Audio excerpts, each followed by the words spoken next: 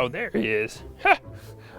Ah, and there you are. Hiyo, friends. It's me, Gorp again, and welcome to Adventures in Summer Reading. Oh, these? Yeah, these are my binoculars. I was just practicing with them. I use them on my hikes to look for birds and other fun creatures. I got so inspired by today's guest. Friends, you haven't heard? Today we have Second Chance Wildlife Center. I know, I'm that excited too. They do such great things for nature. I love nature. One of my favorite things to do is go hiking in the woods. I love eating pine cones and looking for flowers. Oh, sometimes I go down to the creek and look for shells. Oh, like the other day, I was walking and I was so quiet, I saw my very first owl. Ah, can you believe it? He was so beautiful, had such big eyes, and it was covered in feathers, and he could turn his head around just like this. Oh, that's as far as I can go. Can you do that at home? That's great. Oh, aren't forest creatures wonderful? I know. And today, we're gonna meet some wonderful forest creatures and a wonderful human creature who takes care of them. Let's get this adventure started. Hi everybody, my name is Bridget and I am the director of Second Chances Wildlife Center. Second Chances Wildlife Center is a small organization that is in your community. We help injured and orphaned wildlife in our area. So we are not helping dogs or cats or any other pets. We like dogs and cats, but the animals that we are helping are the animals that are often forgotten about, and sometimes they're even disliked. The animals that we are helping are native to Kentucky. That means they are naturally from Kentucky. So if you look out your kitchen window or go to a park, these are animals that you would naturally see in the wild. Some of these animals include squirrels and skunks and beavers and groundhogs, raccoons, opossums. One very, very important animal that we rehabilitate are bats. Bats are so very important to our environment and my skin and your skin. No one really loves mosquito bites. Bats are eating thousands and thousands of mosquitoes every single night, and that helps you stay healthy, and it keeps me healthy as well. No one likes these itchy little insect bites on us. So these are some of the animals that we are rehabilitating. These animals that come in are injured, or they might be orphaned. That means that they have lost their mom for some reason or another, and these are babies that need our assistance. So we are not going out in the wild and finding a perfectly healthy animal and bringing it into us. The animals that come in to be rehabilitated, which means simply to make better, these are animals that people are coming across and finding. It might be while they're jogging or hiking in a park, it might be in their front yard or places of employment. So people find these animals and they will call us, and we will make sure that this animal does need help in the first place. Sometimes people have a tendency to really want to do good and they scoop up the animal when it really doesn't need rescuing. And what that means is they're leaving a mom without her babies. So mom will come back and look for her babies, and she'll get very upset that her babies aren't there. And that's because somebody thought it needed rescuing when they do not. Deer and bunnies are the most popular phone calls that we get, and neither one of those animals are staying with their moms. Their moms find a great hiding spot for these animals, and then mom goes and she finds a different hiding spot altogether. It's kind of like if you and I were to play hide and seek. We find an amazing hiding spot. We probably don't want our mom standing right next to us because they're going to give away the hiding spot. So they will put their babies in a great hiding spot, go somewhere else, and they're only with their babies 5 or 10 minutes a day. Could you and I have survived as a baby if we were only with our moms 5 or 10 minutes a day? We would not have. Most of us I still probably can't survive without the help of my mother. So these babies are put in a safe position, and this is what wildlife simply does. This is spring. So babies are being born and people are calling us each day. We take in about 300 animals each year. Thankfully, most of the people that are calling us, we are able to reunite the babies with their parents. Sometimes people find these animals and again, mom is not with them, but if they can wait just enough time, mom will come back for her babies. Some of these animals that are coming in right now, including the rabbits and the deer, are skunks. Has anybody ever seen a skunk in the wild? Has anybody ever been sprayed by a skunk in the wild? It doesn't smell too great, and we can't talk about skunks without talking about their spray. Skunks do spray for a reason. They do not randomly spray just to promote good air freshener in our society. So they do spray to protect themselves. If a skunk feels like it is in danger, it will most likely run away or hide. But sometimes there's nowhere to run and there's nowhere to hide.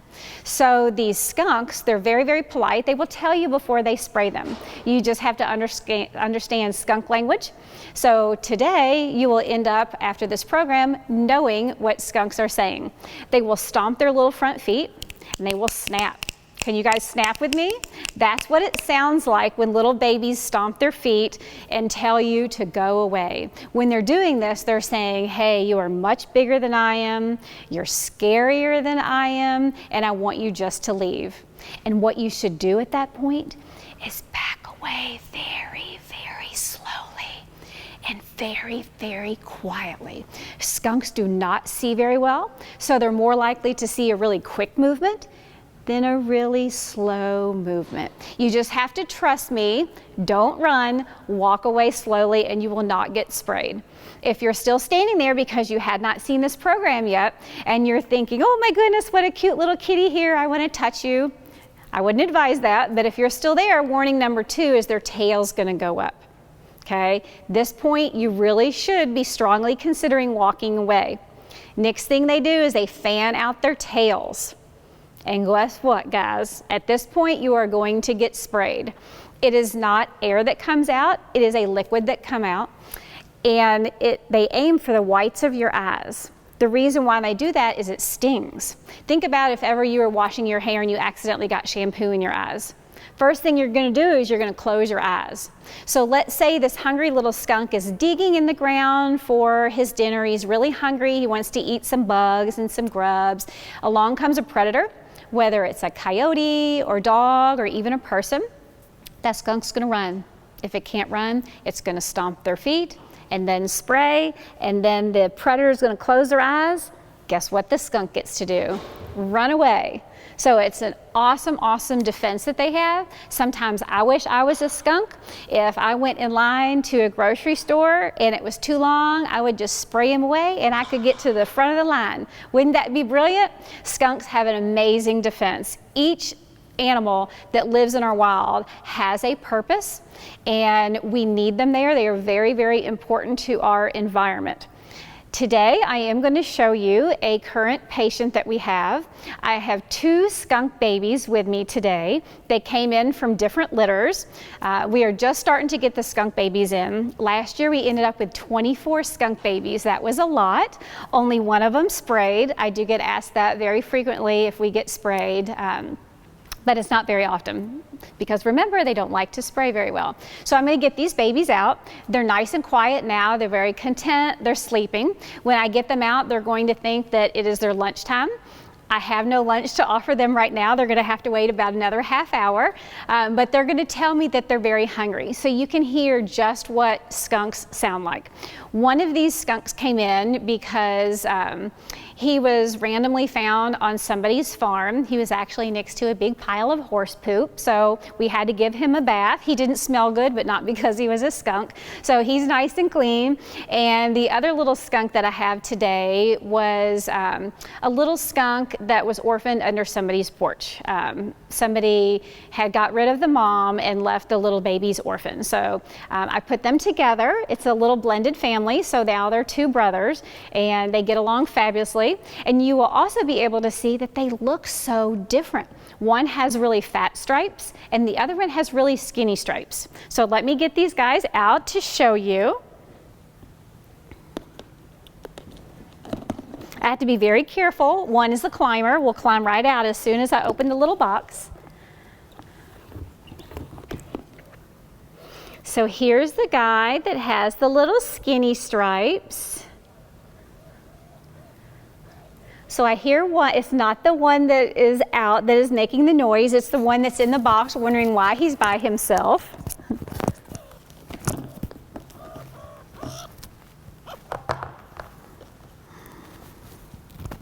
And here's this little guy.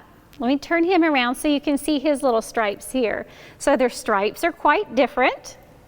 These guys are really, really tiny right now, and we will have them till the very end of the summer. When animals come into us, it is a huge commitment. So the average person, if you think a skunk baby is really cute, or you think a little baby squirrel is cute, you cannot bring them into your house. The reason is, number one, it's against the law. Number two, they need specialized care, certain formula, what we give them. We can't just give any wild animal the milk that you and I would get out of our refrigerator. We give them special milk or formula that's made just for skunks. Our squirrels get squirrel formula. Our raccoons get raccoon formula. Guess what our opossums get? A possum formula. So they are fed a very precise diet.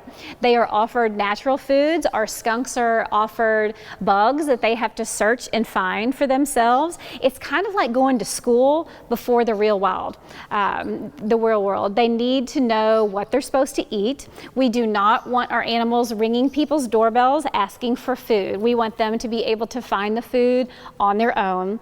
A wild animal cannot go from somebody's living room living with people and dogs, which are predators to these guys, and putting them out in the wild. They need to know what they're doing. They need to forage around. That means search for their own natural foods before they get put back out into the wild. I'm going to put them down. They don't understand quite what's going on. So the reason why we are allowed to rehabilitate and then release these animals, which is always our goal, we don't want to keep any of these animals. They are nature's animals. They are not our animals. But we did go to special schooling. We have special permits by the state of Kentucky and through the government of the United States to make sure that we do this, do it correctly. So the animals deserve to be out in the wild. If you are interested in wildlife, there's a lot of research that you can do online. I suggest that you, when you are out in the wild, look from afar. Do not go up to a baby skunk or baby squirrel or bunny or any other animal out there and touch it. If you feel like you have found an animal that needs your help, you can let any adult know, and they can find us. Again, we're called Second Chances Wildlife Center. We are more than happy to help anyone in our community, and I hope that you have learned a little bit today. On our website, if your parents can approve, we do have some fun trivia and some interactive games. If you can find us, that will fill a little bit of your time with some good information. Thank you guys, and happy Saturday. Oh, man! Thanks for sharing all that great stuff about the skunks and wildlife. I am so excited about that. Can you guys believe that about the skunks? I guess we know now we can't get too close. What do they tell us? If they start stomping their feet, right? That's a warning. Don't get too close. And then, if the tail goes up, oh man, that means you're in big trouble. That's when you gotta back away slowly, friends, okay? Wait, are you ready for another story about another woodland creature? Mr. Peter, he's gonna tell us about the gunny wolf. Ah! What is a gunny wolf anyway? Oh man, I don't know about this. Where is it? Did he go that way? I'm out of here. Hi, I'm Peter, and I'm going to share with you a story from the American South called The Gunny Wolf. Once there was a little girl who lived with her mother in a small hut at the edge of the woods. One day, the mother had to go into the village for food and other supplies. Before she left, she told the little girl to please remember to feed the chickens, and above all else, do not go into the woods by yourself, or the gunny wolf would get you. The little girl did not know what a gunny wolf was, but she promised her mother she would not go into the woods by herself. The mother left, and the little girl started to feed her chickens. She was feeding her chickens when she happened to notice right at the edge of the woods some pretty white flowers. And she said to herself, "My mother would love some of these pretty white flowers. I must pick her some." So she went to the edge of the woods and she started to pick the flowers. And as she picked the flowers, she sang a song that went like this. Come quacky-wah, come quacky-wah. The little girl was picking her flowers and singing her songs when she saw right inside the woods some pretty pink flowers. And she said to herself, "My mother would love some of these pretty pink flowers. I must pick her some." So the little girl went into the woods, completely forgetting about her promise to her mother. And she started to pick those pink flowers. And as she picked those flowers, she sang her song, Come quacky-wah, come quacky-wah. And as she was picking the flowers and singing her song, she happened to see right in the middle of the woods some pretty orange flowers. And she said to herself, "My mother would love some of these pretty orange flowers." So she began to go into the middle of the woods, completely forgetting about her promise to her mother. And she started to pick those flowers, and she continued to sing her song. Come quacky-wah, come quacky-wah. Suddenly out jumped the gunny wolf. Roar! The little girl was so scared that she could not move. The gunny wolf went straight up to her and said, "Little girl, why for you move?" And the little girl said, "I'm not moving." And the gunny wolf said, "Then sing that guten sweeten song again." So the little girl started to sing, Come quacky-wah, come quacky-wah. And the gunny wolf nodded off and he fell asleep. And the little girl ran pit-a-pat, pit-a-pat, pit-a-pat. And the gunny wolf ran after her, hunkature, hunkature, hunkature. He caught up with the girl and he said, "Little girl, why for you move?" And the little girl says, "I am not moving." And then the gunny wolf said, "Well, then sing that guten sweeten song again." So the little girl started to sing, Come quacky-wah, come quacky-wah. And the gunny wolf nodded off and he fell asleep. And the little girl ran pit-a-pat, pit-a-pat, pit-a-pat. And the gunny wolf ran after her, hunkature, hunkature, hunkature. And when he caught up with her, he said, "Little girl, why for you move?" And the little girl says, "I am not moving." And the gunny wolf said, "Well, sing that guten sweeten song again." Well, the little girl knew she had to sing that song so good and sweet that it would put the gunny wolf to sleep for a very long time. So she took a deep breath and sang as sweetly as she could. Come quacky-wah, come quacky-wah. And the gunny wolf nodded off and fell into a deep, deep sleep. And the little girl ran pit-a-pat, pit-a-pat, pit-a-pat. Oh, but she dropped all her orange flowers. She ran pit-a-pat, pit-a-pat, pit-a-pat. Oh, she dropped all her pink flowers. She ran pit-a-pat, pit-a-pat, pit-a-pat. Oh, she dropped all of her white flowers. And she ran pit-a-pat, pit-a-pat, pit-a-pat all the way home. And from that day forward, the little girl never went into the jungle by herself again. The rains come and the rivers flow. And that's the way the story goes. Oh, what a great story! That was amazing! I guess I need to try that song. How did it go again? Come quacky qua! Or coo quacky ma! Oh no! I better get that right if I ever meet a gunny wolf. What was that? Who's there? Oh, is that you, Stick? Stick, come here. Yeah, come meet everybody. Oh, there you are. Hey, Stick. Hey, everybody, this is my pet dog, Stick. Isn't he great? I found him on a hike one day. Thanks for being here, buddy. Oh, what do you got there? Oh, did you bring me some mail, Stick? What a good dog. Oh, okay. Let me see what it says. I don't have my glasses. Oh, okay, I'm gonna read it, Stick. Oh, he wants to play fetch. All right, we'll play fetch just this one time. Are you ready? 1, 2, 3. He loves that. Okay, let's see. What do we have here? Oh, it's from my friend Norman from St. Matthews.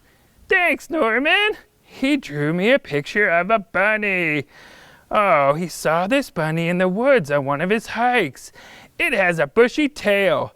What a great picture, Norman. Norman, did you know I'm 1/3 part bunny? It's true. I know. Isn't that great? Well, I just want to say, this has been such a great day. Thank you so much, Second Chance Wildlife, for coming today and showing us all about animals. And thank you, Mr. Peter, for a wonderful story about the gunny wolf. Oh, friends, I almost forgot. For more information on how to sign up for summer reading, make sure you go to lfpl.org to sign up and participate. I am.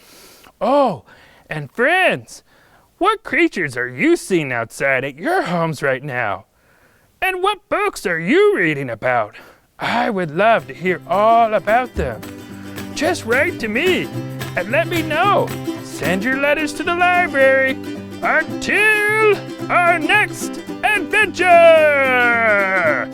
Happy Hi-Oh! I wonder where those skunks went.